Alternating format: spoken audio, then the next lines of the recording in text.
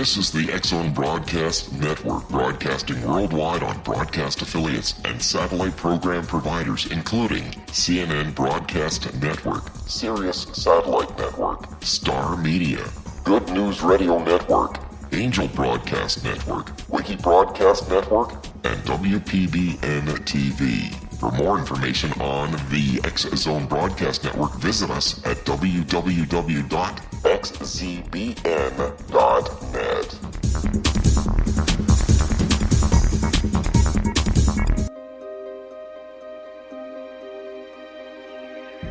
Welcome to Seek Reality with your host, Roberta Grimes. Author and attorney Roberta Grimes will explore and illustrate how she, after an extraordinary experience of light in childhood, has discovered channels of communication to the afterlife and how these implications have an effect on our everyday lives. Please welcome the host of Seek Reality, Roberta Grimes.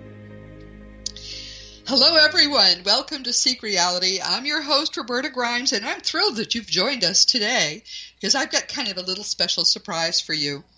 It won't be a surprise, of course, to longtime listeners when I say my interests have ranged pretty broadly, which is why I called this podcast series Seek Reality and not something like, What Happens When You Die?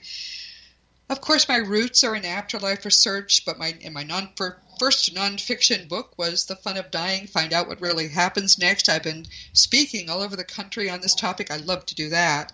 And then, of course, in 2014 came The Fun of Staying in Touch, how our loved ones contact us, how we can contact them. All of that was related to the afterlife. But then I kind of veered, didn't I?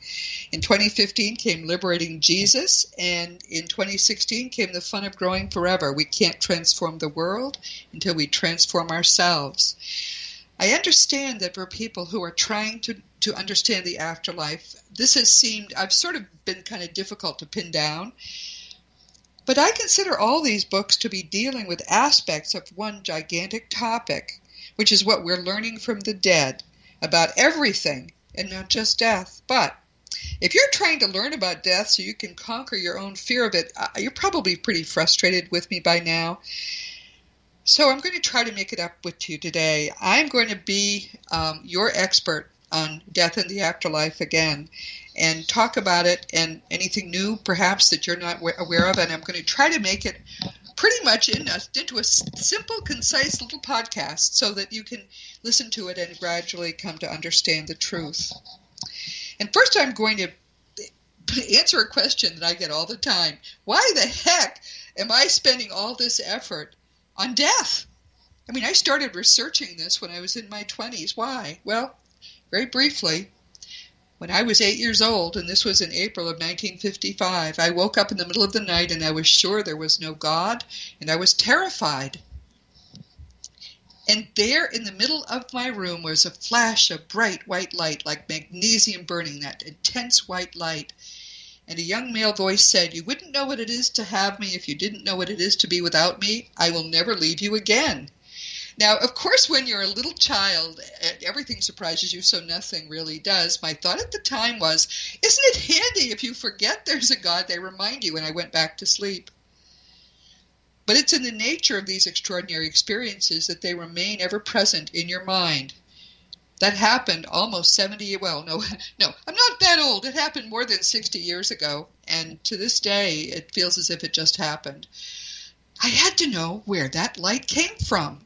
I feel almost as if I cheated, because many people have no idea that there's a greater reality at all, and nothing in their lives makes them think it's even possible that there is this whole big reality of which we're unaware. I've known about it since I was 8.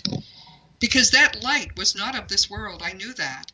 And actually, I had it confirmed that that light was genuine when I was 20. I was pretty discouraged. I was majoring in religion. I majored in early Christian history in college, thinking by then I would get some kind of confirmation of what that had been. Of course, you never talk about these things. You expect to learn about them.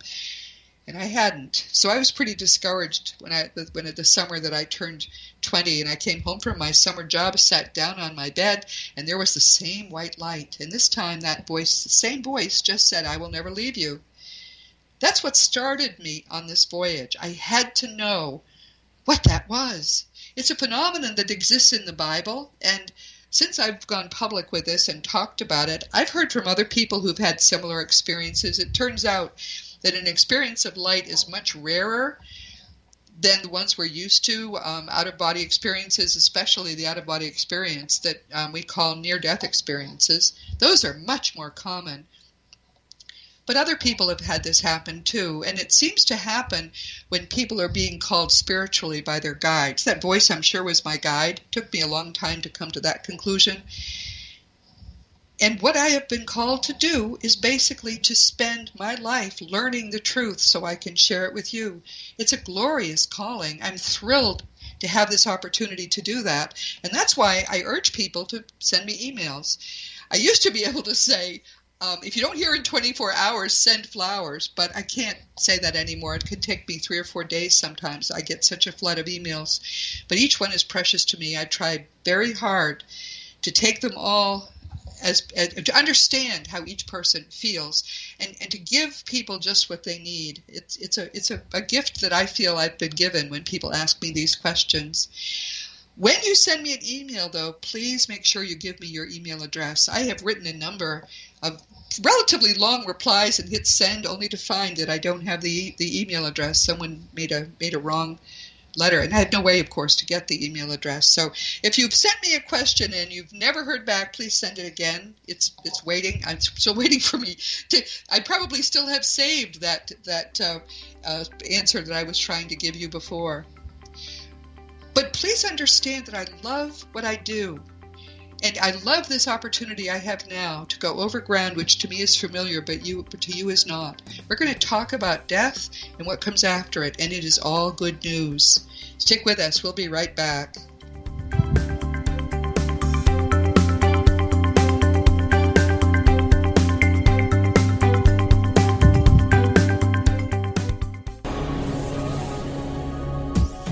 This is the X-Zone Broadcast Network, broadcasting worldwide on broadcast affiliates and satellite program providers, including CNN Broadcast Network, Sirius Satellite Network, Star Media, Good News Radio Network, Angel Broadcast Network, Wiki Broadcast Network, and WPBN TV. For more information on the X-Zone Broadcast Network, visit us at www.xzbn.net.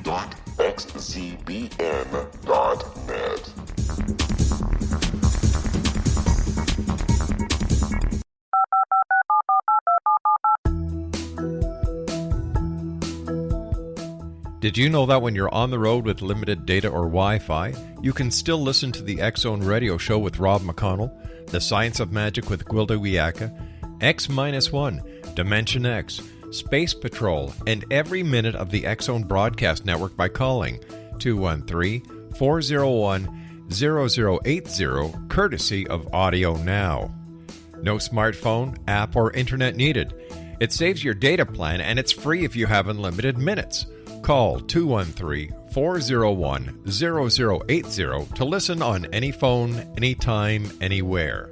Remember 213-401-0080 for the best of the paranormal, parapsychology, and sci-fi radio programming anywhere, 24/7, 365.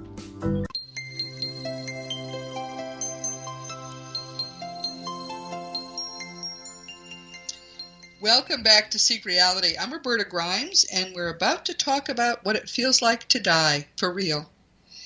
How do we know this? Because a lot of people who have died have communicated with us. They're not really dead. I call them people we used to think were dead. They're actually more alive than they were when they're here.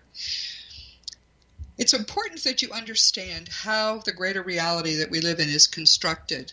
Only a little bit of it is physical. We think this universe is big. It's just a tiny part of what we know exists. And we're told that what we know exists is still not everything. But think of reality as sort of like the channels on your television set. This, which we think may be the lowest or the next to lowest vibrational rate, lowest channel on the TV set that is your mind, this is the only one that's solid. Those other channels are not made of matter in the conventional sense with the atoms and so on. Instead, they're made of what I would call consciousness matter. Right now, your mind is tuned to this level of reality and to that body on this level of reality. And that's why you think that's your body and you think you're in it. But of course, you're not in it at all.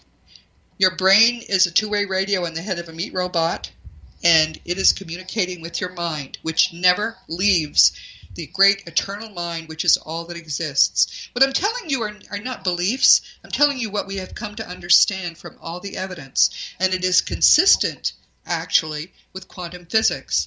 Quantum physics is a plug between this material level of reality and most of what exists.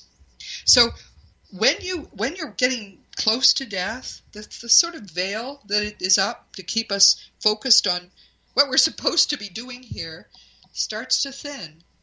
And because all of those channels, just as is true with your TV set, all the channels are in the same place. You don't have to move the TV to pick up a different channel, do you? Well, your mind doesn't have to move at all, because all of those realities, the many realities that we know existing, are exactly in the same place. And we just have to move our vibrational rate of our mind to a slightly higher one, and we pick up a new solid reality right in the same place. So that sense of separation as we near death starts to thin and eventually falls away. There's a lot of information about what happens very close to death. People will typically see within an hour or up to several hours or even a couple of days before they're going to transition, they'll start seeing people they used to think were dead. Usually the people they see are the people they're most going to trust, and that's very important, and you'll see why in a minute. They begin to talk to people that they can see, nobody else can see. Sometimes they'll just lie looking at a corner of the room where these people typically tend to appear, and it'll look as if they're kind of spaced out, but they're actually talking in their minds with these people who have come to be with them.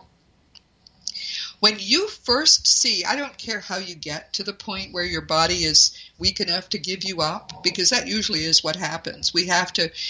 Our bodies resist dying, so we have to be weakened or very old or had an accident or something, no matter how you get there. When you're truly at the edge of actually dying, there's usually no pain. And very often, even people who have Alzheimer's or who have totally fried brains will suddenly become alert and start talking, because the eternal mind is separating then from the brain and is no longer hampered by it. It's a beautiful thing to be at someone's deathbed, to experience this with them. Then people start to actually die. When it happens and people are awake, they tell us that they can feel this energy, which is temporarily imprisoned in this body, sort of retreating into the torso. It disengages, and they say they can feel it happening. It doesn't hurt, it just feels funny. They gather in their torso. The energy which they are leaves their extremities, and then it leaves the body. It sometimes, usually I think, through the top of the head, but sometimes through the chest. People sitting at the deathbed can see this happen if they have raised their vibrations enough. In fact, you can find videos on the internet of it happening with a mouse. The mouse is sniffing around the trap and then goes for the cheese, and plop, he's immediately fried by the trap, and then you see a puff, what looks like a puff of smoke, leave and disappear. That's actually what happens when the energy that is you leaves your body. People at the deathbed can see it as it looks like smoke, perhaps, or steam. And then it rises a bit, and then it seems to disappear. What happens is it's rapidly increasing its vibratory rate, higher than what the people at the deathbed can see. A wonderful book. Raymond Moody, what a leader he is, what a star. He coined the term near-death experiences, of course, in his book Life After Life, where he told people these things happen. Well, he wrote a book that he published in 2010 called Glimpses of Eternity, about many people who have been at deathbeds and they've seen the death happen. And in some cases, they have actually watched, the steam didn't disappear. They watched it form into a body, still attached by the silver cord. And they watched the silver cord fray and disappear, which means the body has now died because its animating spirit is gone. And sometimes they even traveled a little ways into the afterlife with their loved one who had just died. Amazing stories. That's Glimpses of Eternity by Raymond Moody. I really recommend it. When you die, which is, how can I put this? The severing of the silver cord that attaches your spirit to your body is actual death. But there's a process that goes on before it. You're out of your body, you're hugging your mom, you're chatting with the people around the bed, and you're very excited. The people around your deathbed, especially if the death was not expected, may be very upset. There's a risk to you if you focus on them, because you are now rapidly raising your spiritual vibration to the point where you're going to be able to happily, easily transition to the next level, which is exactly right where you are, just at a higher vibratory rate. But if you focus on the people around the deathbed, you're going to lower your vibration again. You'll no longer be able to see Mom and your dog Spot from when you were a child, the beings that have come for you. And that's how we make ghosts. People who have focused on the people around the bed and have lost their ability then to follow the people who have come for them can sometimes stay stuck in place for hundreds of years. I'm from New England. There are many ghosts there in those old houses. And it's tragic. They don't really seem to understand, many of them, that they have died, and they just sort of go back to a routine as if the same afternoon goes on forever. And that, it seems to be, that's how it seems to them, because there's no time once you're out of your body. But still, it's tragic. So here's a bit of advice. When it's time for you, when you're out of your body and you can see that you are, there's your body, you feel terrific, you've got this, wonderful body now that's spiritual. Go with the people who have come for you. Don't try to talk to the people around the bed. They can't see you. You can't comfort them. But once you've completed your transition, of course, you can comfort them. There's a lot that you can do to help them know that you're just fine. And in fact, I hear wonderful stories now because of the fun of staying in touch, which is about communication. I hear stories, for example, from widows who still have a regular sex life with their dead husband. Believe it or not, I didn't believe it initially, but I've heard enough of these stories to believe it's true. There are others who are in almost daily contact, just the same signs that they give every day, which are reassuring, or they literally have conversations. You can reestablish a relationship with the people you've left behind after you have died, but you've got to finish the transition first. How does death feel? Death feels terrific. There are people who have said that moment of leaving the body feels orgasmic. It is thrilling. I mean, well, think about it. You were imprisoned in a boat anchor, that old dead body or dying body lying in the bed, and suddenly you're free, light, healthy, happy, young.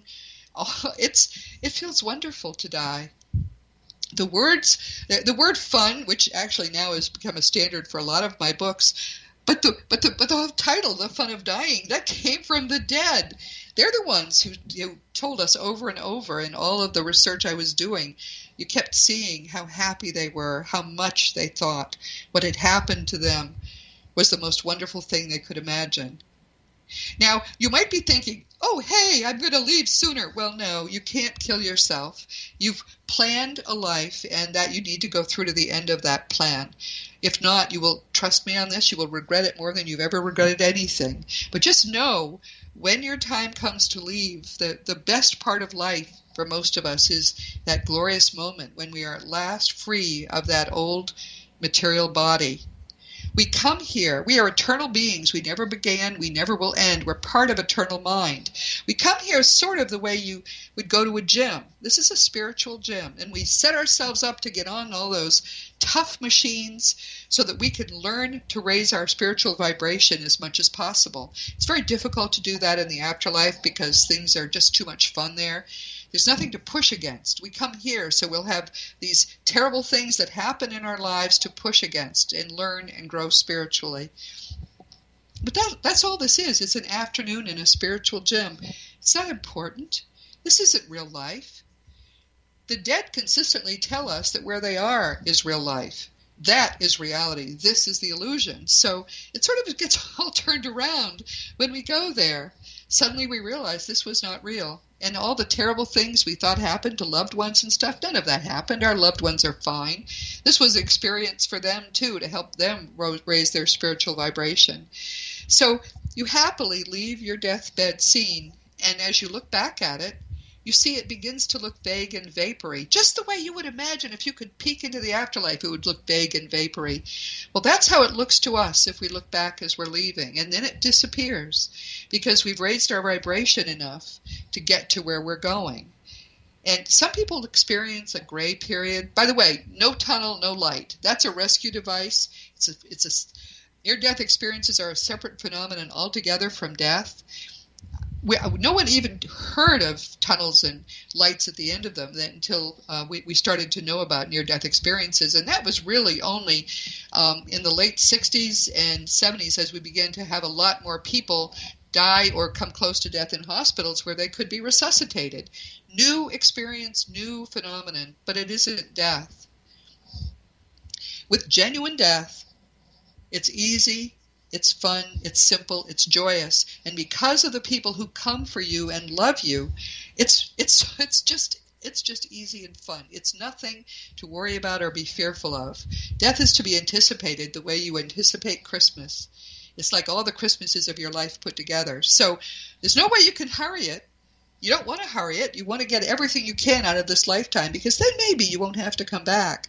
But just know that there's nothing to fear. Getting there can be tough. I can understand that. Some people have been cranky with me about the title of The Fun of Dying because it isn't that much fun to get there. People with cancer and so on, I understand, and I sympathize.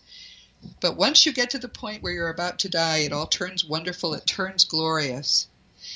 So now we're about to arrive in the afterlife.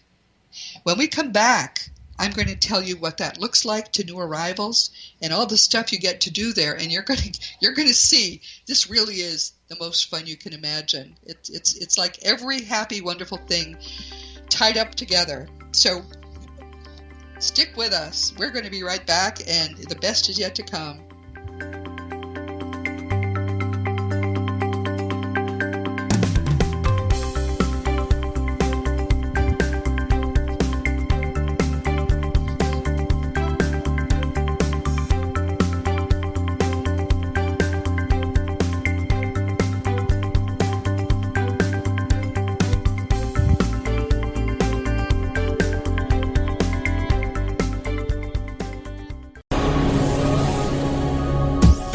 This is the X-Zone Broadcast Network, broadcasting worldwide on broadcast affiliates and satellite program providers, including CNN Broadcast Network, Sirius Satellite Network, Star Media, Good News Radio Network, Angel Broadcast Network, Wiki Broadcast Network, and WPBN TV. For more information on the X-Zone Broadcast Network, visit us at www.xzbn.net.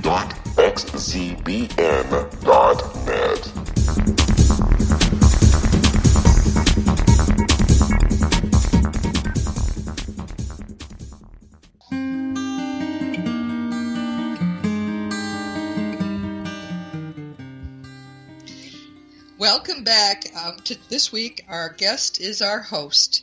I'm talking about what it's like to die. We've just talked about that. And now we're going to talk about where you go after you die. As I said, everything is in the same place. The dead are all around you. They're just at a slightly higher vibratory rate. That's why you can't see them, but they can certainly see you. But all right, now it's your turn, and it's exciting. You're going through a fog, which is what generally they say happens, and then the fog clears. And you find right in the same place a whole new, perfectly solid reality. It's different in important ways from the reality that we see around us now, but people say it's every bit as real. The way that the afterlife is constructed is basically in layers, but they're not onion layers. They're simply superimposed on one another, slightly higher vibratory rates. We think of 7 primary levels, all, as I say, in the same place, but really there probably are infinite levels. In fact, Mikey Morgan, the wonderful young man who died at 20 and turned out to be a 6th-level being, very advanced being, was surprised when he found that we talk about 7 layers. He said, I don't even think about layers. I just think about where I want to be, and I'm there. And that's how they experience it. But you've been brought to what is typically where people enter. We think of it as level 3. It's the lowest of the 3 Summerland levels, the beautiful levels, where most of us will spend our time before we decide to go back again and try again to raise our vibratory rates enough that we graduate to higher levels. But just briefly, the lowest level is what Jesus called the outer darkness, where there is wailing and gnashing of teeth. It's the punishment level. But the only person who puts you there is yourself. If you've lived a reasonable life, and if you're able to forgive yourself for the things you did in your lifetime, that's usually what puts people there, either anger and hatred or an inability to forgive oneself.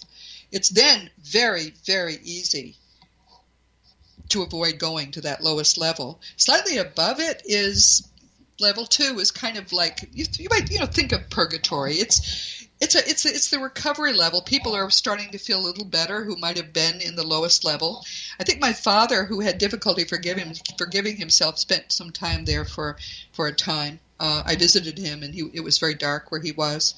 But then comes level 3, where most people will enter the afterlife. And it's beautiful. It looks just like the Earth. The North American Summerland has mountains, basically the Rockies, snow-capped, and foothills all around it. Beautiful gardens, wonderful buildings. It's people who have been there are astonished at how beautiful it is, and they describe it to us.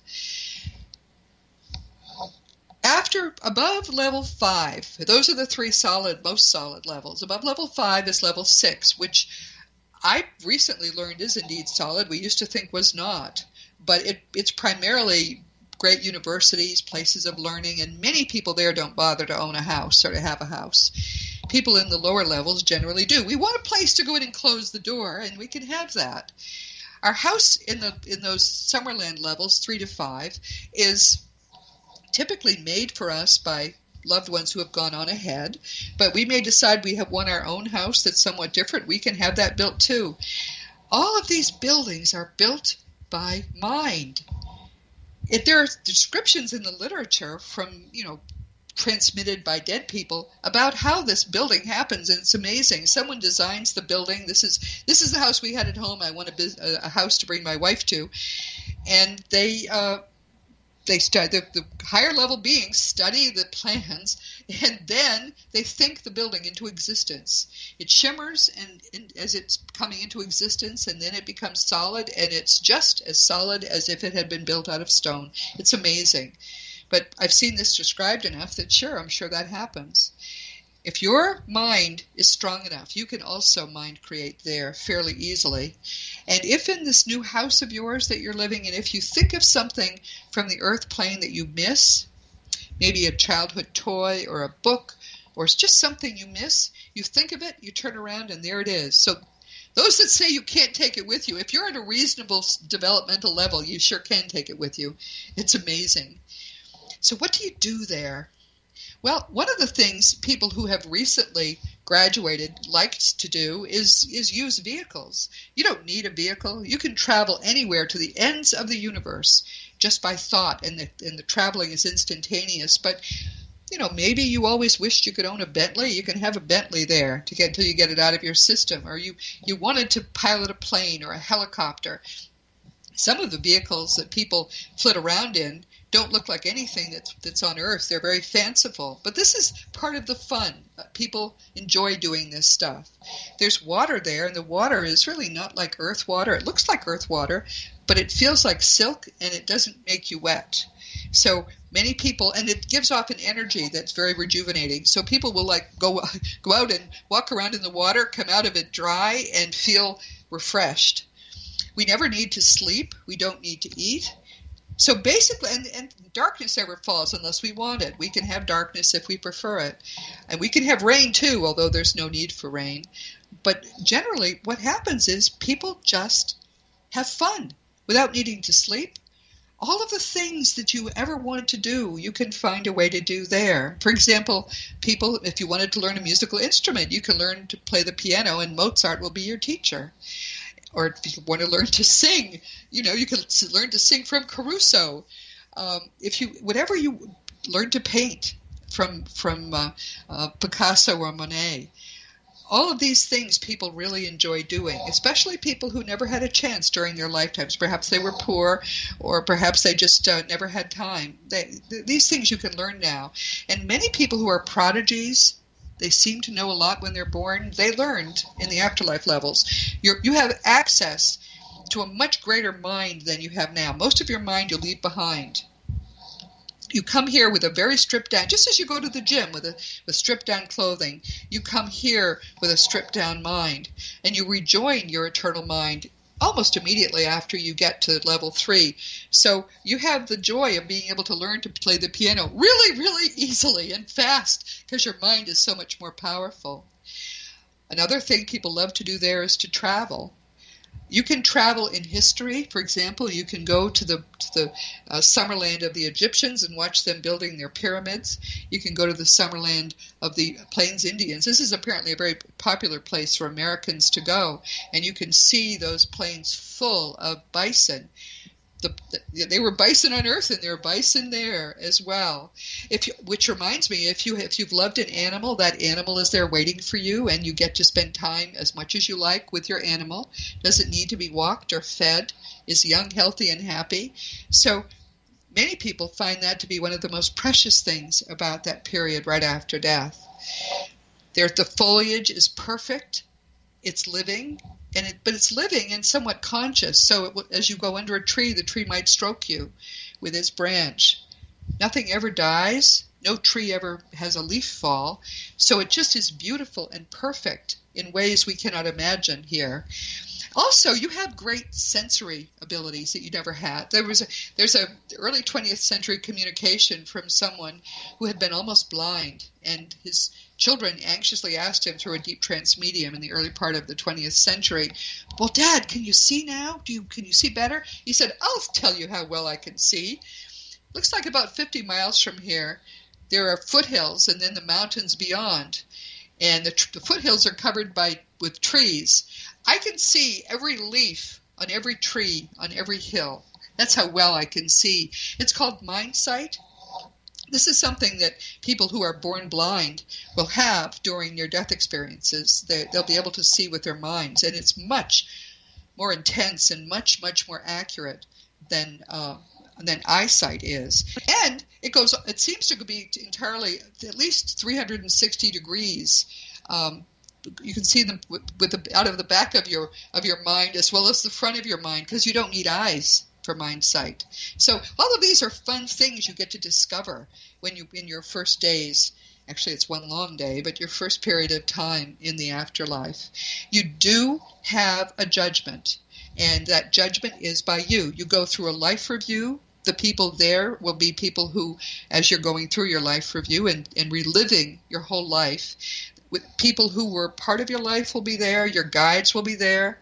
It can be very hard to go through this because you now know that you should have tried harder to be kind.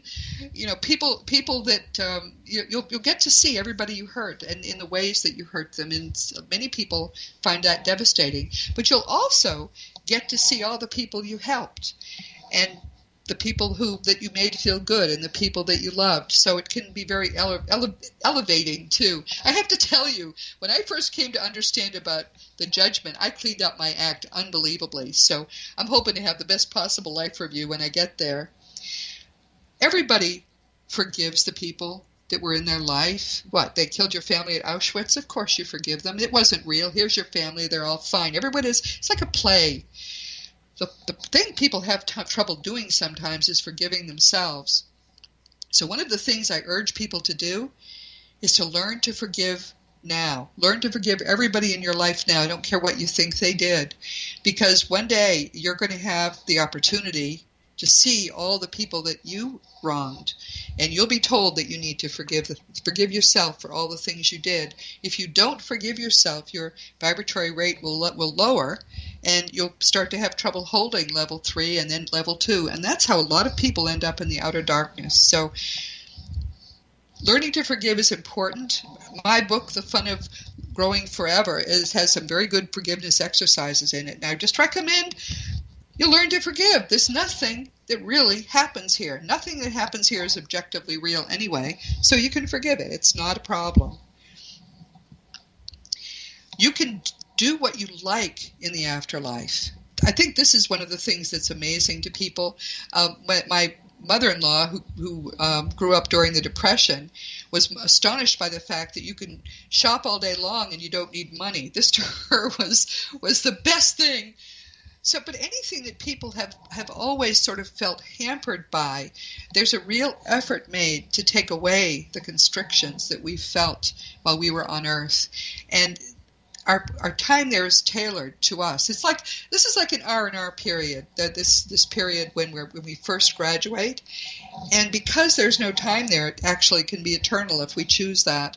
Most people, though, do come to a place where they say, I want to grow some more, because the higher you go in the afterlife levels, the more fun you have, and you don't want to miss out. So that's why we keep coming back. We start to crave spiritual growth like you cannot imagine. We're desperate to have it happen, and we know the only way, you can't really grow there. It's just too easy. There's nothing to push against. So we want to come back. And we tend to plan fairly aggressive lives, especially as we grow more spiritually. If we plan to have too much happen that's negative, often we'll have to go before a council that will try to talk us down from this plan that might be too much for us. But for most of us, this easy, joyous cycling in and out of these illusory lives and going back to real life, it's a natural rhythm. It feels good. All of it's good. I don't know any way to make it clearer to you that there's nothing about any of this to fear. You are so infinitely loved. You are God's best beloved child. And when you really understand that, and when you really understand that death is not real, you will find yourself happy as you have never been happy before, and you will never fear anything again. When we come back, we're going to talk a little bit more about this, and then I'm going to talk to you about some other stuff like the symposium. So stick with us, please. We'll be right back.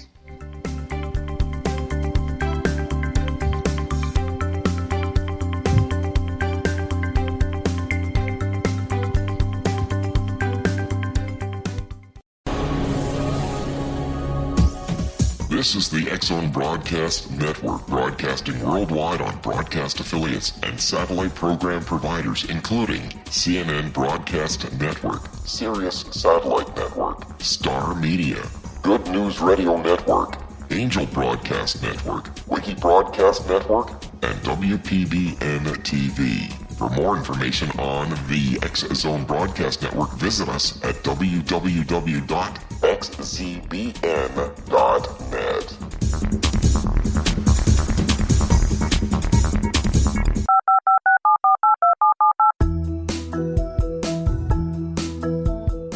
Did you know that when you're on the road with limited data or Wi-Fi, you can still listen to the X-Zone Radio Show with Rob McConnell, The Science of Magic with Gwilda Wiyaka, X-1, Dimension X, Space Patrol, and every minute of the X-Zone Broadcast Network by calling 213-401-0080, courtesy of Audio Now.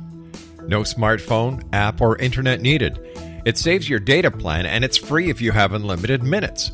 Call 213-401-0080 to listen on any phone, anytime, anywhere. Remember, 213-401-0080 for the best of the paranormal, parapsychology, and sci-fi radio programming anywhere, 24/7, 365.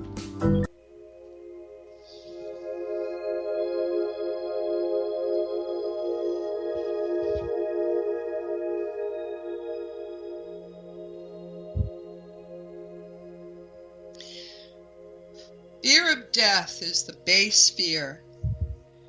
Every fear is, in a sense, the fear of death. I discovered that quite by accident, because when I became convinced that all of this is real, and it is real, there's no question that all of this is real, I stopped being totally afraid of death. And what I noticed was I wasn't afraid of anything now. I used to be afraid of the dark. Now I sit in the dark all night long. I used to worry about money. I don't worry about that. Nothing. I'm afraid of nothing. And because that's true, I can tell you, you're going to be there too. But you've got to convince yourself that you will never die. You can do it. It's not that difficult. All of my books, most of my fun books, have a bibliography in the back of the book with 70-odd books that you can read that support everything that I say in the fun books. So that's another thing that you can do. You can just read to your heart's content. But whatever you do, you've got to get past this fear of extinction, because you'll never be extinguished. It's actually impossible for you to die. Consciousness is eternal. If you have ever existed, you always exist. Because except here, where there is time as an artifact of this material world, time doesn't exist. Everything is suspended in eternity. And that's what's beautiful about this whole thing. I mean, you get to the point where you say, oh, and you hit your forehead with your hand and you say, it all fits, it makes sense, and now I'm not afraid of anything. Again, if you have any trouble understanding all of this, if you have questions, don't hesitate to contact me through robertagrimes.com. I'll get to your email. It may take a few days, but I will definitely get to it. As you know, the Afterlife Research and Education Institute, of which I'm thrilled to be a board member, is putting on a symposium September 15 to 17, 2017 in Scottsdale, Arizona. And if you're listening to me in a later year and this symposium is over, there's probably one coming up. Just go to afterlifestudies.org. We intend to do these every year for a while because so many people really have asked us to keep doing them. It's like a love fest every time we're there. I'm going to be doing, believe it or not, 3 different presentations that weekend. So if you come and you're someone who listens to Seek Reality, will you please introduce yourself to me so I can meet you and give you a hug? But again, that's afterlifestudies.org. And the symposium will be September 15 to 17, 2017. So what else do I want to make sure I tell you? This is kind of fun talking to you without other people in the room because we get to have a conversation about these things that are important to you and to me. I want to stress the fact that you can't kill yourself. Maybe I haven't. That was my fear when we published The Fun of Dying. I had made it too much fun. This is a sacred contract that you have made with Eternal Mind. It's a precious thing to have a body on earth. There are many more beings who want to be in a body and have this experience than there are bodies to accommodate them. So when you made this deal to come here and live out a plan that you had written that includes the very bad stuff that makes you want to kill yourself, when you came here saying, I can do it. And now it's time to get it done. It's not forever. Time does exist here. Whatever is going on in your mind, in your life, will pass. And you will have the satisfaction of knowing when you get to your exit point. And by the way, this is another thing that's not by chance. We plan exit points into our lives, usually 2 or 3, one early, one middle of life, and one latter part of life. And we do that at points where we think we may have gotten more, the most out of our lifetime that we can. When you come to a natural exit point, death is easy and beautiful. If you don't let that happen, and instead you decide you're going to accelerate things, you often can really have things go wrong. You can go off track badly, for one thing. We do make ghosts. We don't mean to. We do sometimes free negative entities. For example, I don't believe in capital punishment because that's the worst kind of air pollution there is. We're freeing a negative entity at the height of its anger. Why would anybody do that? You look at the world so differently when you understand what actually is going on. Literally, nothing will look the same to you when you really grasp all of this, which is why it's worth doing. Even if you're no longer afraid of death, learning what's actually going on, what reality actually is the most beautiful thing that you can possibly possibly do. It's glorious. And that's worth just about anything that you could possibly imagine. So if you have questions about death, about the afterlife, about what reality is, about how to make sense of all this, or you're stumped on something, don't hesitate to contact me. I answer questions all day, every day, very much like that. And now, of course, I want to say, as I say every week, that you must never forget that you are a powerful, eternal being. You never began, you never will end. And when you fully grasp the implications of that, when you really get it, it will transform your life for the better in ways I cannot even describe to you. So please internalize that fact if you do nothing else as a result of our time together. Next week, our guest is going to be our wonderful friend, Wendy Zamet of Sydney, Australia. It's funny, you know, we're next door practically, and we're on the other side of the world.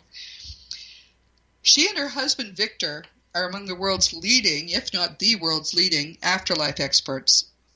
Their wonderful Friday Afterlife report is something you must take. Just go to victorzamet.com and subscribe.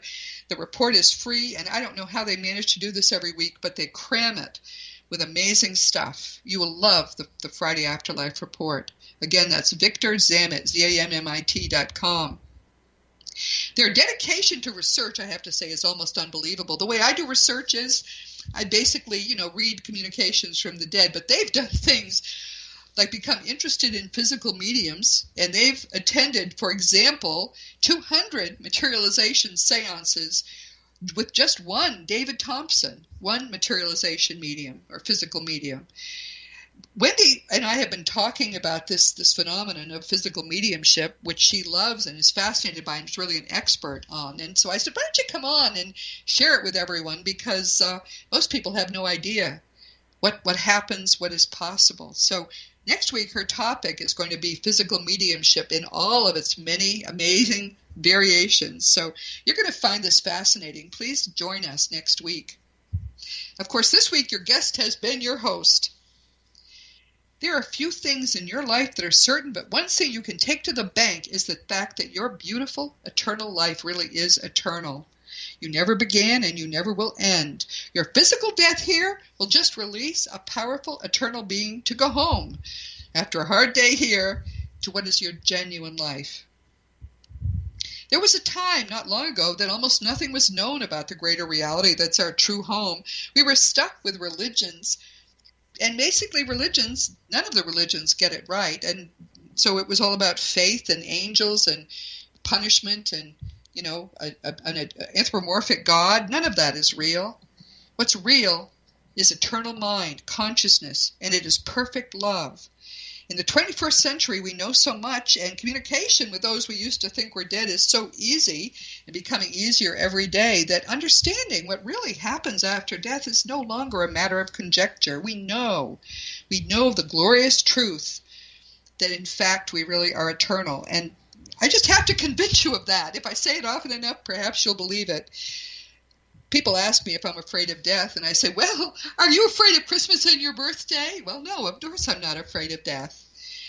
I don't want it to happen before it's supposed to happen because I know I've got work to do here, but it's going to be, if you read about my death, you'll know I was grinning. It's going to be a great day for me. You really can conquer your fear of death. It's worth doing because doing that transforms your life.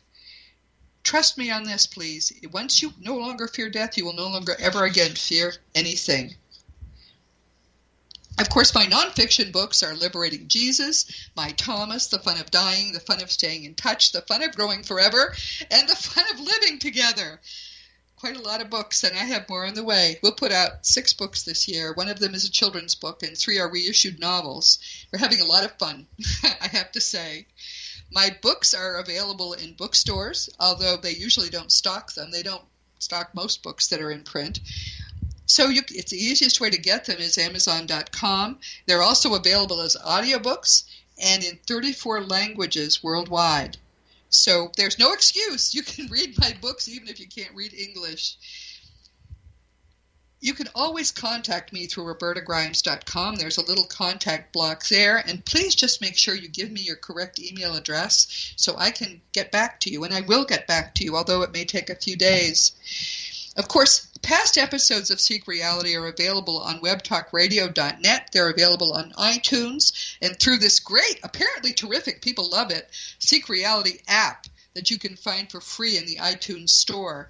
I've got to get back to them because people have asked me for an app for other kinds of phones. I don't think it works on Android phones, but we're going to see if we can't get one of those done.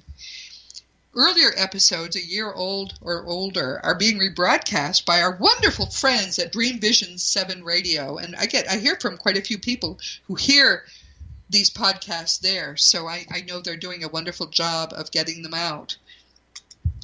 If I move around sometimes, and if you ever wonder where I am now, just go to the radio tab on my website, robertagrimes.com. Meanwhile, this has been Seek Reality with Roberta Grimes. Please enjoy and make the most of this coming week in our one reality, knowing that you are a powerful, powerful, eternal being and you are infinitely loved.